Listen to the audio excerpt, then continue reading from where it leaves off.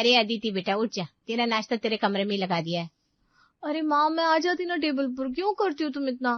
अरे मेरी राजकुमारी, क्यों नहीं करूंगी, माँ जो हूँ मैं तेरी।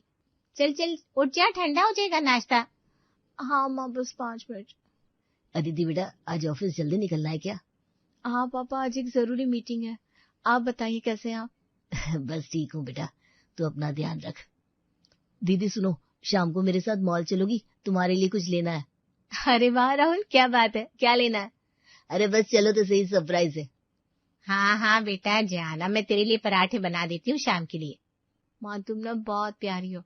देखो तो जरा हमारी बेटी कितनी खुश है, बस यूं ही मुस्कुराती रहे। आप लोग हो ना मेरे साथ, सब कुछ अच्छा है पापा। अरे दीदी जी आज तो आप बिल्कुल परी लग रही हो, ये नीली साड़ी में तो कमाल की लग रही हो।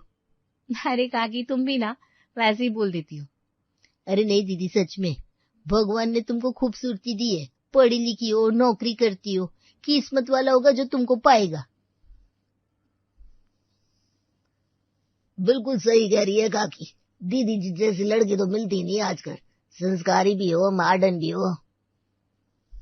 अरे हाँ भाई, मैं तो हमेशा कहती हूँ अदिति जैसी बहू मिल जाए तो घर में लक्ष्मी आ जाए। इतनी मीठी है, इतनी शांत है। सही कह रही हो चाची जी, दीदी हमेशा सबसे प्यार से बात करती है, कभी गुस्सा नहीं करती। हाँ आप लोग भी ना, शर्मा रही हूँ मैं, चलो मुझे देर हो रही है।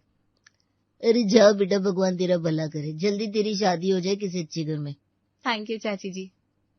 जाओ दीदी, तेरे माथे की बिंदी हमेशा चमकती रहेगी। अरे भाभी जी अदिति तो अब बड़ी हो गई, उसकी शादी के बारे में क्या सोचा है? हाँ देख रहे हैं, जल्दी ही कुछ करेंगे। अरे भाभी मेरे एक रिश्तेदार का लड़का है, इंजीनियर है, अच्छी नौकरी करता है, बताओ क्या? अरे नहीं नहीं अभी थोड़ा टाइम है, देख लेंगे। पर भाभी लड़की की उम्र बहुत जल्दी निकल जाती है, मेरी बात मानो, जल्दी करो। हाँ हाँ भाई सोच रहे हैं हम लोग, आप चिंता ना करो। सुनो जी, आज फिर पड़ोस वाली चाचियां अदिति की शादी की बात कर रही थी। हाँ तो जल्दी क्या है, अभी तो वो सेटल हो रही है अपनी नौकरी पे। नहीं जी, मैं ये कह रही हूँ कि हमें अपनी बेटी के लिए बेस्ट से बेस्ट लड़का देखना है, कोई ऐसा वैसा नहीं चलेगा। बिल्कुल सही कह रही हो, हमारी अदिति राजकुमारी है, उसके लायक लड़का ही देखेंगे। वो अच्छे घर का होना चाहिए, पढ़ा लिखा हो, संस्कारी हो। हाँ और उसकी फैमिली भी अच्छी होनी चाहिए जो हमारी बेटी को इज्जत दे। आप बस देर मत करो, शुरू करो रिश्ते देखना। नमस्ते भाई साहब, नमस्ते भाभी, कैसे हो सब? अरे आओ आओ, बैठो बैठो, सब ठीक है, तुम बताओ। भाई साहब प्रिया की शादी तय हो गई है, कार्ड देने आई हूँ। अच्छा दिखाओ तो, लड़का कैसा है? भाभी लड़का बहुत अच्छा है, खुद का बिजनेस है, 2 शोरूम है गाड़ियों के। और घर कहाँ है? साउथ दिल्ली में, बड़ा फार्म हाउस है उनका। तो फिर तुमने जल्दबाजी में तो नहीं कर दी, प्रिया तो अभी छोटी है। नहीं भाभी, अच्छा रिश्ता मिला तो सोचा हाँ कर दो, वैसे भी लड़की का घर थोड़ी ना होता है। हाँ वो तो है, पर हमारी अदिति के लिए तो हम और भी अच्छा देखेंगे। उसकी क्वालिफिकेशन देखिए, उसकी पर्सनालिटी देखिए। हाँ भाभी अदिति तो बहुत अच्छी है। अच्छी नहीं बेस्ट है, उसके लिए टॉप फैमिली का लड़का चाहिए, बिजनेसमैन नहीं, कोई बड़ी कंपनी का सीईओ टाइप। अरे सुनो तो, ऐसे मत बोलो। क्यों नहीं बोलूं, मेरी बेटी किसी से कम है क्या? नहीं नहीं भाभी, मैं तो बस कार्ड देने आई थी, चलती हूँ मैं। हाँ हाँ भाई जाओ, बधाई हो। बुआ मन महसूस कर चली जाती है। ऐसे ही कई साल बीत जाते हैं। फिर एक रोज अदिति फोन पर अपनी सहेली से बात कर रही थी। हाँ यार नेहा, मुबारक हो तुझे, तेरी शादी की तैयारियां कैसी चल रही है? थैंक यू दीदी, तू भी जल्दी से आ जा इस क्लब में, अब तो प्रिया की भी शादी हो गई, रिया की भी हो गई। हाँ यार बस देख रहे हैं। अच्छा सुन, मेरे ससुराल में एक लड़का है, बताऊं क्या तुझे? अरे नहीं यार छोड़ना, मम्मी पापा देख रहे हैं। ठीक है पापा, चल मुझे काम है, बाद में बात करते हैं। अदिति फोन रखकर शीशे में खुद को देखती है, उसकी आंखों में आंसू आ जाते हैं। शाम को सुनो जी, आज एक और रिश्ता आया था। कैसा है लड़का? बस ठीक ठाक है, आईटी कंपनी में काम करता है, पर घर छोटा है, मैंने मना कर दिया। पर सुनो, लड़का अच्छा था ना? अच्छा तो था, पर हमारी अदिति के लायक नहीं है, उसे तो बेस्ट चाहिए। अदिति कमरे से बाहर आती है। मम्मी आपने फिर से मना कर दिया? हाँ बेटा, वो लड़का तेरे लायक नहीं था, तू परेशान मत हो। पर मम्मी आप तो हर रिश्ते में कुछ न कुछ कमी निकाल देती हो। ये घर छोटा है, वो सैलरी कम है, फैमिली ठीक नहीं है। अरे तो क्या हुआ, मैं अपनी बेटी को कहीं भी नहीं भेज सकती? पर मम्मी मेरी सारी दोस्तों की शादी हो गई, अब सिर्फ मैं ही बची हूँ। बेटा तू परेशान मत हो, जल्दी ही अच्छा रिश्ता आएगा। पर पापा कब तक? मुझे भी अब शादी करनी है, मैं भी सेटल होना चाहती हूँ। अरे बेटा तू इतनी खूबसूरत है, इतनी पढ़ी लिखी है, तेरे लिए तो प्रिंस चार्मिंग आएगा। मम्मी प्लीज, ये सब फिल्मों में होता है, रियल लाइफ में तो आपको ही देखना पड़ता है। अरे तो देख तो रहे हैं, तू इंतजार कर थोड़ा बेटा। अदिति रोते हुए अपने कमरे में चली जाती है। अदिति सुबह की सैर के लिए निकलती है। दो चाचियां बेंच पर बैठी बातें कर रही थी। सुनो तुमने, अदिति की अभी तक शादी नहीं हुई। हाँ यार, इतने साल हो गए, कुछ तो गड़बड़ है। मैं तो कहती हूँ लड़की में ही कोई कमी होगी, वरना इतनी पढ़ी लिखी है, नौकरी करती है, फिर भी शादी नहीं हो रही। हो सकता है मिजाज बहुत खराब हो, या फिर कोई बीमारी हो, या फिर कोई चक्कर चल रहा हो। आजकल की लड़कियों का कुछ भरोसा नहीं है। अदिति सब सुन लेती है और तेज कदमों से घर की तरफ चल देती है। काम वाली बाई दुकानदार से बातें कर रही थी। अरे भैया, अदिति दीदी की ना अभी तक शादी नहीं हुई। हाँ मैंने भी सुना, पता नहीं क्या माजरा है। लोग कहते दीदी बहुत घमंडी होगी है, किसी को पसंद ही नहीं करती। या फिर कोई और चक्कर है, वरना इतनी अच्छी लड़की की शादी क्यों नहीं होगी भला। मैंने तो सुना है उनकी माँ बहुत ज्यादा डिमांड करती है, हर लड़की में कमी निकाल देती है। अब तो लोग कहने लगे हैं कि जरूर कुछ छुपा कर बैठे ले, वरना इतना टाइम का क्यों लगता है। अदिति कमरे में बैठी रो रही थी। उसका फोन बज रहा था पर वो उठा नहीं रही थी। अदिति बेटा दरवाजा खोल, क्या हुआ तुझे? मम्मी प्लीज मुझे अकेला छोड़ दो। अरे बेटा बाहर आ जा, खाना खा ले। मुझे भूख नहीं है मम्मी, बस आप कैसा भी ससुराल दिला दो, फिर मेरी शादी करा दो। आपके कारण मेरी ये हालत हो गई है। अब तो सोशल मीडिया भी छोड़ना पड़ गया है। मेरी उम्र की लड़कियां बच्चे और पति के साथ फोटो शेयर कर रही है और मैं मम्मी जाइए आप यहाँ से। वहीं दूसरी तरफ ऐसा ही कुछ हाल साहिल का भी था। शुरू में तो वो खूबसूरत लड़कियों की तलाश में रहता, लेकिन जब बात न बनती तो रिश्ता टूट जाता। साहिल अपने दोस्तों के साथ बैठा है। यार साहिल, अब तो सीरियस हो जा, कब तक ऐसे ही घूमता रहेगा। अरे यार अभी टाइम है, मुझे तो मॉडल टाइप लड़की चाहिए, जैसे ऐश्वर्या राय। अबे पागल, वो शादीशुदा है और तू है कौन? तो क्या हुआ, मैं भी कम थोड़ी ना हूँ। अच्छी नौकरी है, अपनी गाड़ी है। पर यार लड़की सिर्फ चेहरे से थोड़ी ना होती है, उसकी फैमिली भी देखनी पड़ती है, उसका नेचर भी। अरे छोड़ना यार, पहले फेस तो अच्छा होना चाहिए। साहिल की कलीग उससे बात कर रही है। साहिल तुम्हारी शादी कब हो रही है? अरे यार देख रहा हूँ, पर अभी मिली नहीं कोई मिस परफेक्ट। परफेक्ट? तुम्हारी उम्र हो गई अब तो कोई भी अच्छी लड़की देख लो और शादी कर लो। अरे क्या तुम भी, मेरी उम्र ही अभी कितनी है, लड़कों की कोई उम्र नहीं होती शादी की। हाँ वही सोचते रहो, बाद में कोई नहीं मिलेगी। अरे देख लूंगा मैं, तुम टेंशन ना लो। साहिल की माँ और मौसी बात कर रहे हैं। अरे दीदी, साहिल की शादी का क्या सोचा? अब क्या बताऊं, वो तो बस हीरोइन ही ढूंढता रहता है, कोई पसंद ही नहीं आती उसे। अरे पर अब तो उसकी उम्र हो गई, लोग क्या कहेंगे? हाँ पड़ोस वाले भी बातें बनाने लगे हैं, कहते हैं साहिल में ही कोई प्रॉब्लम होगी। साहिल बाहर से आता है। अरे मौसी आप कैसी हो? अरे बेटा तू कब तक ऐसी रहेगा, अब तो शादी कर ले। हाँ मौसी देख रहा हूँ, बस थोड़ा टाइम लगेगा। हाँ जब तक तेरी हीरोइन मिल नहीं जाती तब तक तू शादी नहीं करेगा ना। अरे मम्मी ऐसे थोड़ी ना होता है, अच्छी लड़की तो देखनी पड़ती है ना। साहिल की माँ रिश्ता देखने वालों से बात कर रही है। जी हाँ, साहिल की सैलरी तो अच्छी है, पर घर में कौन कौन है? अब बस मैं हूँ, मेरे पति और साहिल की एक बहन। बहन शादीशुदा तो है ना? नहीं जी, अभी उसकी शादी नहीं हुई। अच्छा, तो फिर हम सोच कर बताते हैं। वो लोग चले जाते हैं। देखा, फिर से मना कर दिया। अब तो बहन की वजह से भी रिश्ते टूट रहे हैं। साहिल एक खूबसूरत लड़की से मिलने गया। लड़की अपने माँ के साथ बैठी थी।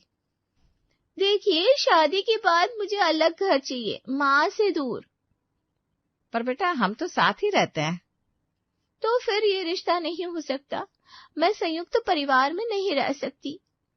अरे पर सुनो तो। नहीं, मुझे अलग घर चाहिए, आप लोग सोच लो। साहिल की माँ मन महसूस कर रह जाती है। साहिल बेटा, तुम्हारा अपना घर है या किराए का? अभी तो पापा के साथ रहता हूँ, अपना ही घर है। और तुम्हारे पापा का बिजनेस? जी, गारमेंट का काम करते हैं। तो शादी के बाद साहिल हमारे यहाँ आकर रहेगा, हमारा बिजनेस संभालेगा। पर आंटी मेरी तो नौकरी है। नौकरी छोड़ दो के, हमारा बिजनेस बहुत बड़ा है, दामाद को ही संभालना होगा। पर मैं घर जमाई नहीं बन सकता। तो फिर ये रिश्ता नहीं बन सकता। साहिल परेशान होकर बैठा है। उसकी माँ आती है। क्या हुआ बेटा, फिर से रिश्ता नहीं बना? मम्मी कोई अलग घर मांगता है, कोई घर जमाई बनाना चाहता है, किसी को बहन की शादी की टेंशन है। हाँ बेटा, अब तो बहुत मुश्किल हो गया है, तेरी उम्र भी हो गई है। मुझे पता है मम्मी, ऑफिस में लोग ताने मारते हैं, पड़ोसी भी पूछते रहते हैं। और अब तो लोग कहने लगे हैं कि तुझमें कोई प्रॉब्लम है तभी शादी नहीं हो रही। मम्मी मैं थक गया हूँ, अब तो कोई भी अच्छी लड़की मिल जाए बस। हाँ बेटा, अब तो बस होने को देखता है। फिर कुछ ऐसा होता है कि मैट्रिमोनियल साइट से अदिति को साहिल का रिश्ता आता है और दोनों कैफे में बैठते हैं। अदिति और साहिल की पहली मुलाकात थी। दोनों एक दूसरे के सामने बैठे थे। दोनों के माता पिता अलग अलग टेबल पर। हाय, मैं साहिल। हाय, मैं अदिति। साहिल मन में सोचता है ये तो उतनी खूबसूरत नहीं है जितना उसने सोचा था। अदिति भी साहिल को देखकर निराश होती है कि ये तो बिल्कुल अलग है उसकी कल्पना से। तो क्या काम करती हो तुम? मैं एक एमएनसी में मार्केटिंग मैनेजर हूँ। और तुम? मैं आईटी कंपनी में काम करता हूँ, सॉफ्टवेयर इंजीनियर हूँ। अच्छा। कुछ देर चुप्पी रहती है। दोनों बेचैन लग रहे थे। तुम्हारे पेरेंट्स कैसा है? बहुत अच्छे हैं। तुम्हारे? वो भी ठीक है। तुम्हें क्या पसंद है? मेरा मतलब हॉबीज? बस मूवीज देखना, घूमना। तुम्हें? मुझे किताबें पढ़ना अच्छा लगता है। फिर से चुप्पी छा जाती है। कैफे के बाहर थोड़ी देर बाद दोनों परिवार बाहर खड़े थे। तब अदिति की माँ कहती है, तो बेटा साहिल कैसा लगा? अच्छा लगा आंटी, अदिति बहुत अच्छी लड़की है। आदिति बेटा तुम्हें कैसा लगा? जी अच्छा लगा। साहिल ठीक है। तो फिर हम दोनों को अकेले में बात करने देते हैं। सब लोग थोड़ा दूर चले जाते हैं। देखो अदिति, मैं सच कहूं तो तुम वैसी नहीं हो जैसे मैंने सोची थी। और तुम भी वैसे नहीं हो जैसा मैंने अपने होने वाले पति के बारे में सोचा था। पर अब उम्र हो गई है, घर वाले परेशान हैं और लोग ताने मारते हैं। हाँ, मेरे साथ भी यही हो रहा है। मैं थक गई हूँ इन सब से। अब तो लग रहा है बस कैसे भी शादी हो जाए। हाँ यार, मैं भी तंग आ चुका हूँ। तो हम शादी के लिए हाँ कर दे क्या? मेरा मतलब, तुम अच्छी लड़की लग रही हो। हाँ, वैसे तो तुम भी अच्छी इंसान लग रहे हो। शायद साथ रहकर हम एक दूसरे को समझ ले। हाँ, और कम से कम समाज के तानों से तो छुटकारा मिलेगा। तो फिर चलो मान लेते हैं। ठीक है, हम घर वालों को बता देते हैं। हाँ चलो। दोनों माता पिता के पास जाते हैं और हाँ कह देते हैं। सब खुश हो जाते हैं। शादी के बाद हम दोनों ने एक दूसरे से शादी की है, जिसमें दोनों ही एक दूसरे की अपेक्षाओं में, आकांक्षाओं में पूरे नहीं उतरते, लेकिन फिर भी साहिल कुछ नहीं कहता। शादी के 1 महीने बाद रविवार की सुबह अदिति साहिल से कहती है, साहिल आज चलो ना मॉल चलते हैं, फोटो खिंचवानी है। लोग सोशल मीडिया पर पूछ रहे हैं कि हम कहाँ घूम रहे हैं। अरे पर हम तो कहीं गए नहीं। अरे तो क्या हुआ, मॉल में फोटो खींच लेंगे, कैप्शन में लिख देंगे कुछ रोमांटिक सा। मॉल में दोनों कैफे में बैठकर कई फोटो खींचते हैं, हाथ में हाथ, एक दूसरे को देखते हुए, स्माइल करते हुए। परफेक्ट, अब मैं ये पोस्ट करती हूँ। शाम को अदिति खुश होकर फोन देख रही है। साहिल देखो, 500 लाइक्स आ गए। सब लिख रहे हैं हम परफेक्ट कपल है। प्रिया ने लिखा है I am so jealous. Neha ने लिखा है बेस्ट कपल। अच्छा है। अरे बहुत अच्छा है साहिल। जब मेरी शादी नहीं हुई थी ना, तब मैं दूसरों की फोटो देखकर रोती थी। अब लोग मेरी फोटो देखकर जेलस होते हैं। 3 महीने बाद घर में रिश्तेदार आए हैं। साहिल बेटा, शादीशुदा जिंदगी कैसी है? साहिल अदिति का हाथ पकड़कर मुस्कुराता है। बहुत अच्छी मामा जी, अदिति बहुत अच्छी है। और साहिल भी बहुत केयरिंग है मामा जी। अरे वाह, देखो कितने प्यार से बात कर रहे हैं। तुम्हारी सोशल मीडिया की फोटो तो मैं रोज देखती हूँ, कितने खुश लगते हो। बिल्कुल परफेक्ट कपल, भगवान की नजर न लगे। सब लोग साथ में फोटो खिंचवाते हैं। अदिति और साहिल बीच में खड़े हैं मुस्कुराते हुए। सोचते हैं कि काश ये शादी पहले होती तो और परफेक्ट होती। लेकिन फिर एक दिन अदिति को तेज बुखार है। साहिल ऑफिस से लौटता है। अदिति तुम ठीक तो हो? तुम्हारा चेहरा तो बिल्कुल लाल हो गया है। बस थोड़ा बुखार है, कोई बात नहीं। साहिल उसके माथे पर हाथ रखता है। ये तो बहुत तेज बुखार है, तुमने दवा ली? रुक, मैं डॉक्टर को फोन करता हूँ। नहीं साहिल, रहने दो, मैं ठीक हूँ। नहीं अदिति, तुम्हारी तबीयत खराब है, मैं अभी डॉक्टर को बुलाता हूँ। साहिल पूरी रात अदिति की देखभाल करता है, उसे दवा देता है, माथे पर पट्टी रखता है, बार बार पानी पिलाता है। अदिति सुबह उठती है तो देखती है साहिल कुर्सी पर ही बैठा बैठा सो गया था। वो मन ही मन सोचती है, इसने पूरी रात मेरी देखभाल की, शायद ये इतना बुरा नहीं है जितना मैंने सोचा था। फिर एक रोज अदिति की कंपनी में पार्टी है, साहिल भी साथ गया है। अरे अदिति, तुम्हारा पति तो बहुत बोरिंग लग रहा है, थोड़ा स्मार्ट नहीं हो सकता था? देखो मेरे जैसे। साहिल चुप रहता है। अदिति गुस्से में आ जाती है। एक्सक्यूज मी सर, आप अपनी लिमिट में रहिए। मेरे पति के बारे में कुछ मत बोलिए, वो आपसे 1000 गुना बेहतर है। कम से कम वो दूसरों को नीचा दिखाने की कोशिश तो नहीं करते। बॉस चुप हो जाता है। साहिल अदिति को हैरानी से देखता है। घर लौटते हुए गाड़ी में साहिल कहता है, थैंक यू अदिति, तुमने मेरे लिए स्टैंड लिया। तुम मेरे पति हो साहिल, कोई तुम्हारे बारे में गलत बोले मुझे अच्छा नहीं लगता। साहिल मुस्कुराता है। पहली बार दिल से उसे लगता है कि अदिति वही है जो उसके लिए बनी है। फिर एक शाम साहिल घर आता है। अदिति परेशान दिख रही है। क्या हुआ अदिति, सब ठीक तो है? नहीं साहिल, ऑफिस में बहुत प्रेशर है। मेरा प्रोजेक्ट फेल हो गया, लगता है मुझे नौकरी से निकाल देंगे। साहिल उसके पास बैठता है। देखो अदिति, एक प्रोजेक्ट फेल होने से कुछ नहीं होता। तुम बहुत टैलेंटेड हो, मैंने देखा है तुम कितनी मेहनत करती हो, तुम्हारे अंदर कितना पोटेंशियल है। बस हिम्मत मत हारो, मैं तुम्हारे साथ हूँ। अदिति की आंखों में आंसू आ जाते हैं। थैंक यू साहिल, तुमने पहली बार मेरी तारीफ की। मैं हमेशा से तुम्हें एडमायर करता था अदिति, पर बोल नहीं पाता था। फिर ऐसे ही एक रात अदिति बालकनी में खड़ी है। साहिल आता है। क्या सोच रही हो? बस यूं ही। तुम्हें पता है साहिल, मैं तुम्हें शुरू में बिल्कुल पसंद नहीं करती थी। मुझे लगता था तुम वैसे नहीं हो जैसा मैंने सोचा था, पर अब क्या? अब मुझे लगता है तुम बहुत अच्छे हो। तुम्हारी छोटी छोटी केयर, तुम्हारी समझदारी, तुम्हारा मेरा साथ देना, ये सब देखकर लगता है कि शायद क्या अदिति? शायद मुझे तुमसे प्यार हो गया है साहिल। असली प्यार, वो जो सोशल मीडिया के लिए नहीं बल्कि दिल से है। साहिल अदिति के करीब आता है। तुम्हें पता है अदिति, मैं भी तुम्हें शुरू में सिर्फ एक जिम्मेदारी समझता था, पर धीरे धीरे जब मैंने तुम्हें देखा, तुम्हारी मेहनत देखी, तुम्हारी समझदारी देखी, तुम्हारा मेरे लिए स्टैंड लेना देखा, तो मुझे एहसास हुआ कि असली खूबसूरती तो दिल की होती है, और तुम्हारा दिल बहुत खूबसूरत है।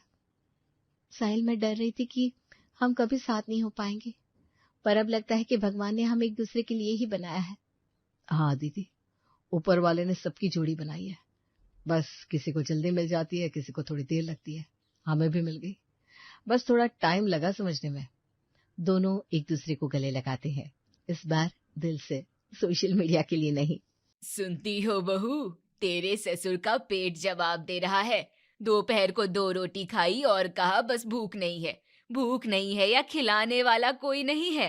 माला, तू तस्वीर से बातें करके अपनी बची खुची अकल भी खो देगी। उन दोनों का टाइम टेबल पता है ना? सुबह 7 बजे ऑफिस, रात के 8 बजे घर। हमारे लिए वक्त नहीं है। तभी चाबी की खनखनाहट हुई और करण रिया अधमरे से एक साथ घर में दाखिल हुए। करण के टाई का आधा हिस्सा शर्ट के अंदर था। रिया के हाथ में लटकी फाइलें अभी तक जमीन पर नहीं गिरी थी। नमस्ते मम्मी जी। नमस्ते पापा जी। सॉरी, आज भी ट्रैफिक। पापा, खाना है कुछ? पेट तो बिल्कुल खाली हो गया है। हाँ बेटा, खाना तो है, पर पहले तुम हमें देखो। तेरे पिता का ब्लड प्रेशर फिर से बढ़ा हुआ है और मेरी कमर। अब तो कमला भी कहने लगी है कि आप तो झुकती जा रही हैं, सीधे हो जाओ। ओह गॉड, मैं तो कल से ही सोच रही थी मम्मी जी। मैं जॉब छोड़ देती हूँ, घर संभालूंगी, आप लोगों की देखभाल करूंगी। बिल्कुल नहीं, ऐसी कोई बात नहीं है। रिया, तुम पागल हो गई हो क्या? इतनी ईएमआई है ना हमारे सिर पर कि अगर तुमने जॉब छोड़ी तो मैं अकेले नहीं संभाल पाऊंगा। बेटा, तेरी बात ठीक है, हम तो मैनेज कर ही लेंगे जैसे तैसे। करना ही पड़ेगा। माला का वाक्य अभी हवा में ही झूल रहा था कि अचानक दरवाजे की घंटी बजी। ऐसा जोरदार अलार्म जैसे कि पूरा फ्लैट ही चोरी होने वाला हो। अरे राम, ये किसका हमला है इस समय? करण ने दरवाजा खोला तो सामने खड़ी थी कमला, सांस फूली हुई लेकिन पूरे जोश में। भैया दीदी, आप लोग, मेरा मोबाइल यहीं कहीं पड़ा होगा। मेरे बच्चों का कॉल आना था गांव से। कमला, पर तू तो 1 घंटे पहले चली गई थी ना। मैंने खुद तेरे हाथ में 50 रुपए का नारियल दिया था नीचे वाले पानी वाले से लेने के लिए। हाँ दीदी, वो नारियल तो मैंने खा भी लिया रास्ते में, पर मोबाइल ये रहा फ्रिज के पीछे। कमला ने फोन देखकर ऐसी राहत की सांस ली जैसे उसने खोया हुआ इकलौता बच्चा पा लिया हो। फिर उसकी नजर करण रिया पर पड़ी। अरे आप लोग अभी अभी आए हैं ना, खाना नहीं खाया होगा, बैठो जल्दी, मैं गर्मा गर्म पराठे बना कर लाती हूँ, 10 मिनट, चटनी भी बची है फ्रिज में। अरे कमला दी, आप परेशान ना हो। नहीं सच्ची, पराठे मम्मी के हाथ जैसे, प्लीज बना दीजिए। कमला बिजली की स्पीड से किचन में घुसी और तड़तड़ाहट की आवाजें आने लगी। करण रिया ने एक दूसरे की तरफ देखा और बिना एक शब्द कहे बैग वहीं फर्श पर रख दिए। देखा, कहती हूँ मैं, ये कमला हीरे जैसी है, 1 घंटे पहले गई, अभी वापस आकर खाना बनाने को तैयार। 10 मिनट में गर्मा गर्म पराठे, अचार और चटनी टेबल पर थी। करण रिया ऐसे खा रहे थे जैसे महीनों से भूखे हो। खाना खत्म होते ही कमला ने अपना मोबाइल जेब में रखा और एक छोटी सी डिब्बी कमरे से लेकर आई। चलिए दीदी जी, इस समय हो गया है, आपकी शाम की दवा, ये लीजिए, पानी भी गर्म है। फिर रमेश से बोली, और जी आपका ब्लड प्रेशर वाला, खाली पेट नहीं लेना, मैंने पराठे में घी कम डाला है आपके लिए। ये कहकर कमला खिलखिलाकर हंसी और चलती बनी। दरवाजा बंद हुआ तो माला ने सबके सामने उसकी तारीफ के पुल बांध दिए। देखा बेटा, ये है असली नेकी, एक्स्ट्रा काम कर जाती है, कभी एक्स्ट्रा पैसे नहीं मांगती। कल तो उसने बाथरूम का नल भी ठीक कर दिया था, ऐसी काम वाली तो स्वर्ग में भी नहीं मिलेगी। हाँ, बात तो सही कही, कमला कमाल की है। तुम ज्यादा तारीफ ना करो वरना आपकी खैर नहीं वरना आपकी खैर नहीं। अगले दिन रविवार था। रमेश की तबीयत कुछ गड़बड़ हो गई थी, उनका चेहरा पीला पड़ रहा था। पापा, बस अब बहस नहीं, आप और मम्मी दोनों डॉक्टर के पास चलेंगे, फुल बॉडी चेकअप। कार का इंजन भी सर्विसिंग के बिना नहीं चलता, तो आप हमारी तुलना गाड़ी से कर रहा है। अरे बेटा, डॉक्टर के पास, वहाँ तो बिना बीमारी के भी 10 बीमारियां लिख देते हैं, मैं तो बिल्कुल ठीक हूँ। नहीं मम्मी जी, आज नहीं मानेंगे, आप दोनों हमारी प्रीशियस हैं और प्रीशियस चीजों का ख्याल जरूरी होता है।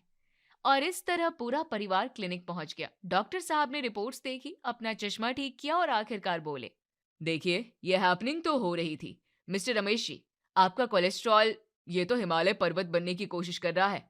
और मिसेज माला जी, आप में आयरन, कैल्शियम, विटामिन डी सबका गो विदाउट नोटिस लगा हुआ है। आप लोग क्या खाते हैं? जो कमला, मतलब जो बन जाए डॉक्टर साहब।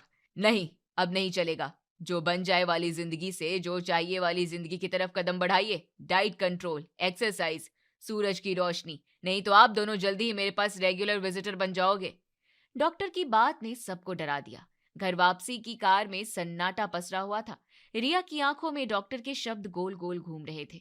ये सब हमारी वजह से है करण, हम देख नहीं पा रहे, अब क्या करें, हमें तो ऑफिस जाना होता है, कमला दी सिर्फ खाना बना सकती है, डाइट प्लान तो वो।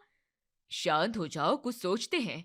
अभी वो लोग घर पहुंचे ही थे कि बात शुरू ही हुई थी कि तभी उनके घर का दरवाजा खुला और पड़ोसी प्रदीप मोहिनी की जोड़ी सामने आई, मानो वे दरवाजे के पीछे ही चिपके खड़े थे।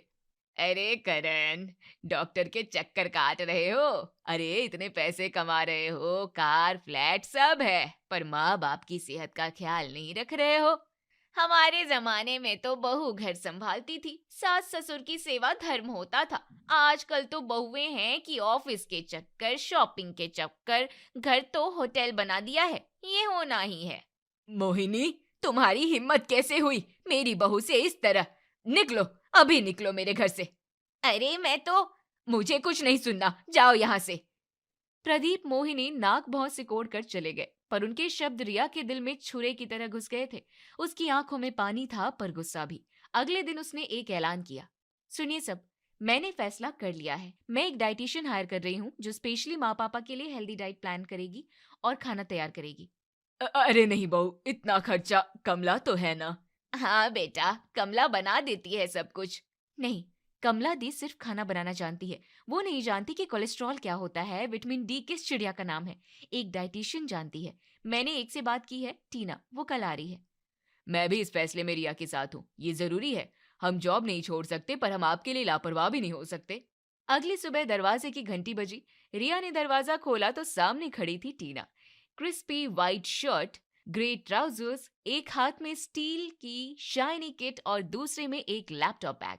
गुड मॉर्निंग, मैं हूँ टीना, डाइटिशियन। किचन किधर है? वो उधर। बिना ज्यादा फॉर्मेलिटी के टीना ने किचन पर कब्जा कर लिया। उसने कमला के रंग बिरंगे मसाले वाले डिब्बों को साइड में रख दिया और अपने किट से निकाली एक डिजिटल किचन स्केल, एक मेजरिंग कप और कुछ अजीब से हरे पाउडर। ये तो लग रही है वो जिससे पुलिस वाले इंटरव्यू लेते हैं, फॉरेंसिक। क्या माँ आप भी। टीना ने बिना किसी से बात किए झटपट एक मील तैयार किया। प्लेट के एक तरफ कुछ उबली हुई ब्रोकली और गाजर के टुकड़े थे, जिन पर उसने कुछ सफेद सीड्स छिड़क दिए। दूसरी तरफ एक अजीब सी चीज फैलाई हुई थी जो देखने में ठीक वैसी ही लग रही थी जैसे कमला फर्श पर मलती है। ये क्या है बेटा? ऊपर सफेद सफेद, नीचे हरा हरा, ऊपर सब्जी, नीचे सलाद जैसा। नहीं अंकल, ये हमस है, चने से बना डिप, और ऊपर है ये फ्लेक्स सीड्स, ओमेगा 3 के लिए। यही आप लोगों के ब्लड प्रेशर और कोलेस्ट्रॉल की समस्या का समाधान है। आप बस देखिए नहीं, खाइए। ये फ्लेक्स सीड्स, कहीं ये वही तो नहीं जो मेरी पुरानी चप्पल के तले में लगे थे? वो भी तो ऐसे ही दिखते थे। Oh god, please don't joke around, वो अलग चीज होगी, ये हेल्दी है। प्लीज शुरू करें, मुझे टाइम टेबल फॉलो करना है। माला, रमेश ने एक एक निवाला खाया जैसे दवा खा रहे हो। उन्हें टीना बिल्कुल पसंद नहीं आई। वो कमला की तरफ फ्रेंडली तो थी ही नहीं, बल्कि एक रोबोट लग रही थी। बस अपना काम किया और चलती बनी, कोई एक एक्स्ट्रा काम नहीं। अरे टीना जी, मेरी वो दवा आप रखती जाएंगी ना मेज पर? मेरा काम खाना बनाना और डाइट प्लान देना है, दवा रखना मेरी जॉब प्रोफाइल में नहीं है। मुझे अब 3 और क्लाइंट्स के पास जाना है, गुड डे। और वो चली गई, बिना एक प्लेट उठाए, बिना पीछे मुड़कर देखे। दूसरे दिन माला ने रिया से पूछ ही लिया, सुन बहू, वो टीना, उसे कितने पैसे देते हो तुम लोग? ओह वो, बस महीने के 15,000, फुल टाइम डाइट प्लानिंग और लंच डिनर बनाने के। क्या 15,000? उस रोबोट को जो ना मुस्कुराती है ना बात करती है? कमला को तो हम 5,000 देते हैं। हटाओ उसे कल से, बिल्कुल हटाओ, इतने पैसे में तो मैं। मम्मी पापा, ये जरूरी है, कमला दी आपकी सेहत नहीं संभाल सकती, टीना एक्सपर्ट है। हाँ प्लीज उसे एक मौका दो। पर ये सारी बातें बाथरूम साफ कर रही कमला के कानों में जा पड़ी। 15,000 शब्द उसके दिमाग में गूंज गया। मैं इतना करती हूँ और मुझे 5, और उस कल की आई कठपुतली को 15। मैं भी अब कुछ नहीं करूंगी। उसने चुपचाप झाड़ू रखी और चली गई। अगले दिन से कमला बदल गई थी। कमला बेटा, आज थोड़ा सा कपड़े भी इस्त्री कर देना, ज्यादा नहीं, बस रमेश जी के 4-5 शर्ट। नहीं दीदी, मेरा काम साफ सफाई और बर्तन है, इस्त्री करना मेरी ड्यूटी नहीं। अरे पर कमला, जरा एक ग्लास गर्म पानी दे दो ना, दवा खानी है। जी पानी का फिल्टर किचन में है, मैंने अभी फर्श पोछा है, गीले पैर से फिर आऊंगी तो दाग पड़ जाएगा, वैसे भी मेरे जाने का समय हो गया है, नमस्ते। रमेश माला हैरान रह गए। उनकी समझ से बाहर था कि अचानक कमला का नहीं कहने का सीरीज क्यों शुरू हो गया है। और टीना, वो तो खाना बनाकर गधे के सिर से सींग की तरह गायब हो जाती है। प्लेट, बर्तन, कपड़े, कूड़ा, सब नॉट माई जॉब। घर की क्या हालत हो गई है माला? वही मैं देख रही हूँ, 2 औरतें काम करने आती है, लेकिन घर ऐसा जैसा कोई रहता ही ना हो। घर अस्त व्यस्त हो चुका था, कूड़े का ढेर बढ़ रहा था, जूठे बर्तन यहाँ वहां थे और कपड़े धुलकर उतरे तो कई दिन यूं ही पड़े रहे। एक शाम करण दिया थके हारे घर लौटे। दरवाजा खोलते ही उनकी नजर पड़ी सोफे पर बिखरे कपड़ों पर, टीवी पर जमी धूल पर, और कूड़ेदान से निकलकर फर्श पर बिखरे छिलकों पर। इतनी बदबू, कूड़ा कूड़ेदान से बाहर क्यों आ रहा है? हे भगवान, ये क्या हो गया है? क्या भूचाल आया था? ये भूचाल तुम लोग खुद लाए हो। कमला अब कुछ करती ही नहीं, और तुम्हारी टीना, वो तो मैडम है अंग्रेज, वो तो एक कप भी नहीं रखती। कमला दीदी को क्या हो गया है अब? वो ही जाने। उस रात करण रिया ने खुद ही सफाई शुरू की। रिया ने बर्तन मांजे, करण ने कूड़ा बांधा। छोटे मोटे काम जो कभी उनकी नजर में नहीं आते थे, अब उन पर पहाड़ बनकर टूट रहे थे। कमला दीदी कितना कुछ कर देती थी, पता नहीं चलता था। आज पता चला। अगले दिन रविवार था, पूरा दिन नॉर्मल गया, लेकिन शाम को जब कमला जा रही थी तो रिया ने कहा, कमला दी, ये कूड़े की बोरी साथ लेते जाना, नीचे डस्टबिन में डाल देना। मेरा काम घर की सफाई है दीदी, वो कर दी। कूड़ा फेंकना गार्ड की ड्यूटी है, मेरा टाइम हो गया है, नमस्ते। करी तो वो भी सही से नहीं है। लेकिन कमला उसकी बात सुने बिना जा चुकी थी। रिया हैरानी से उस तरफ देखती रह गई, फिर आह भरकर खुद ही भारी भरकम कूड़े की बोरी उठाई और उतर गई सीढ़ियों से। अगले दिन दरवाजे पर जोर की दस्तक हुई। अरे ये कौन? पुलिस तो नहीं आ गई कूड़ा न फेंकने के चलते? दरवाजा खुला तो सामने रमेश के दूर के भाई भाभी अचानक शहर आए थे और सीधे उनके घर पहुंच गए थे। अरे रमेश, कैसे हो भाई? तुम्हारे बेटे बहू का नाम गान सुनते सुनते कान पक गए, सोचा खुद आकर देखे कि कैसे राजा रानी जीते हैं। आइए आइए, स्वागत है। घर की हालत देखकर ताई जी नजरें चारों तरफ घुमाने लगी। माला ने जल्दी से कमला को आवाज लगाई जो कुछ काम कर रही थी। कमला बेटा, देखो ताऊ जी ताई जी आए हैं, जल्दी से कुछ नमकीन चाय ले आओ, और वो फ्रिज में रखा है ना। नहीं दीदी, मेहमानों की सर्विस करना मेरे काम में नहीं आता, आप खुद कर लीजिए, मुझे ये काम फिनिश करना है। वाह, ये है आपकी मॉडर्न काम वाली। हमारे जमाने में तो काम वाली बाई भी मेहमानों के पैर छूकर जाती थी। ये पागल हो गई है। फिर रमेश ने रिया को फोन लगाया। बहू, तुम्हें अभी ऑफिस से छुट्टी लेकर आना होगा, ताऊ जी ताई जी आए हैं यहाँ। और क्या हुआ? अरे बस तुम आ जाओ। आधे घंटे में रिया हाफती हुई पहुंच गई और मेहमानों की खातिरदारी में जुट गई। मेहमान चले गए, लेकिन जाते जाते ताई जी ने कहा, अच्छा हुआ बहू आ गई, नहीं तो हमें खुद ही चाय बनानी पड़ती। ऐसी काम वालियों की भी क्या जरूरत। रिया चुप रह गई। वो लोग चले गए, पर जरा ही देर में पड़ोसी प्रदीप आ धमके। अरे रमेश भाई, आज तो तुम्हारे यहाँ महाभारत चल रही थी ना। दो दो काम वाली रखी है, पर मेहमान आए तो बहू को छुट्टी लेनी पड़ी। क्या बात है, पैसा है पर सुख नहीं। अरे नहीं, वो नहीं क्या, मैंने सब देखा है, मैं सब सुनता हूँ। बस हो गया, आपके एंटरटेनमेंट के लिए हमारा घर रियलिटी शो बना हुआ है क्या? दोबारा हमारे घर मत आना, हम चाहे जो करें, अब निकलिए यहाँ से। हाँ, मुझे भी कोई शौक नहीं है आने का। प्रदीप चला गया। रिया ने दरवाजा जोर से बंद कर दिया। उसका दिल जोर से धड़क रहा था। एक तो ये टेंशन कि 1 महीना बीत गया, लेकिन रमेश माला की हेल्थ में कोई खास सुधार नहीं दिख रहा था। टीना जी, 1 महीना हो गया, लेकिन मेरे पेरेंट्स के रिपोर्ट में कोई सुधार नहीं दिख रहा जो आपने प्रॉमिस किया था। मैंने क्या प्रॉमिस किया था? मैंने कहा था डाइट प्लान दूंगी और हेल्दी फूड बनाऊंगी। मैं वही कर रही हूँ। मैं क्या कर सकती हूँ? आप क्या कर सकती हैं?